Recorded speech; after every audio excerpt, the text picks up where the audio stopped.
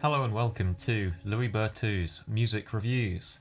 Today I'm talking about Andy Stott's new album, Never the Right Time.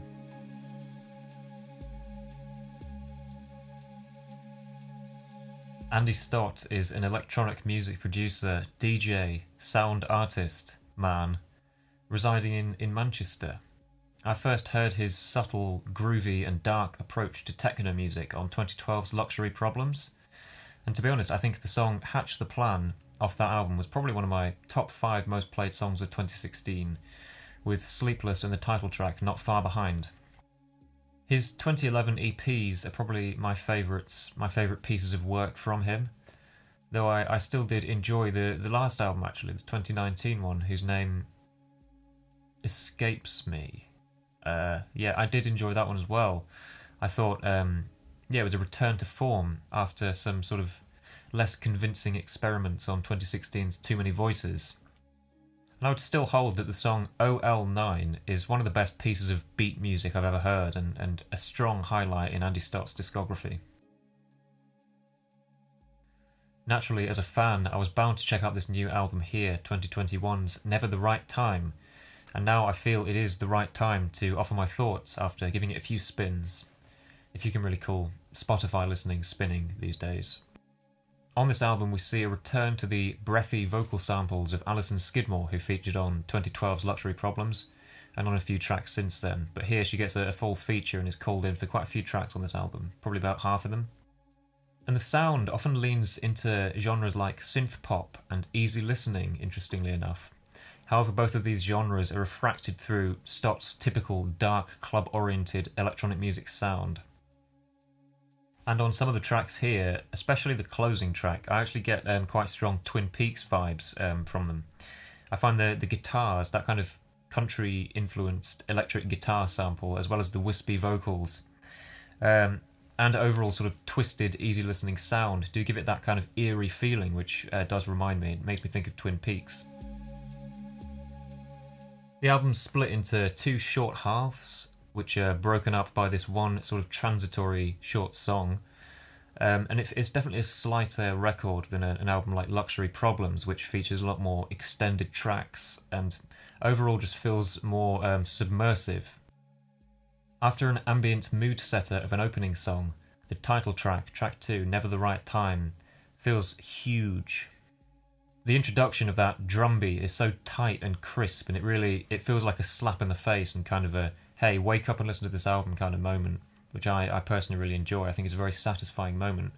And overall, this track, Never the Right Time, it has quite, for me, it's quite forward-moving. It's a good blend of the wispy vocal samples of Alison Skidmore, as well as Andy Stott's production techniques, and I think it's a strong song. It really fulfills my desire for just great beat music, but filtered through this hazy, psychedelic, dark lens.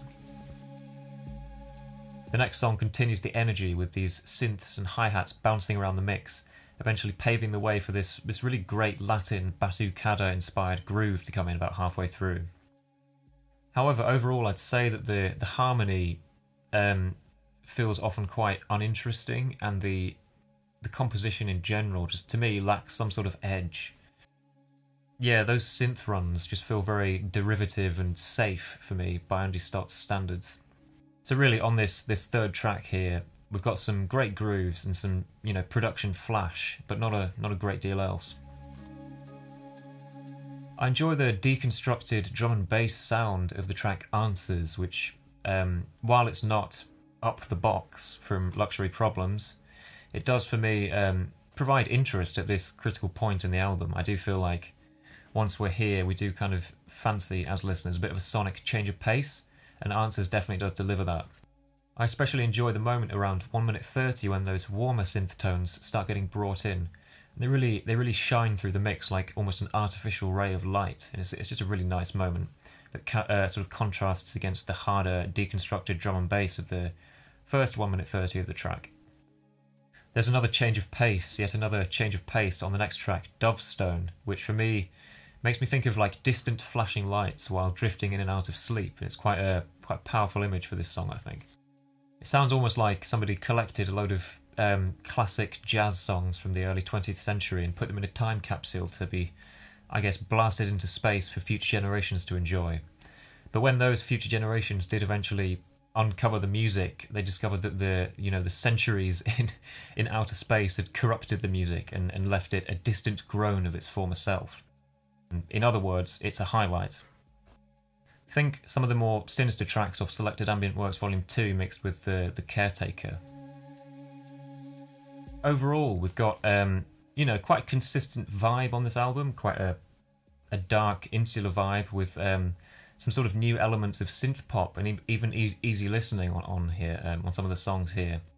There's also some interesting highlights here that explore some perhaps new territories that are at odds with the rest of the songs on this album. I'm thinking mainly Answers and Dovestone. I always respect Andy Stott's sort of propensity to innovate and how he always seems to change up his sound record to record, and that's no less apparent than on Never the Right Time, which contains songs here that, elements of synth pop that I haven't heard from him, to date. So it's great that he's still changing up his sound, and, if he keeps making albums, I'm going to keep listening to them. So keep doing your thing, Andy. I do really, I really enjoy your music.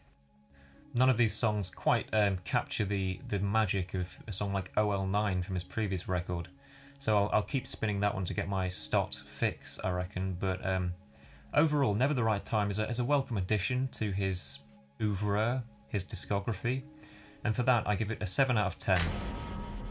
Thanks for listening to this review. I hope that if you hadn't heard of Andy Stott before, you now have, and you might go and check out this new album here, or indeed one of his earlier classic works. And thanks again. I'll see you in the next review. Bye bye.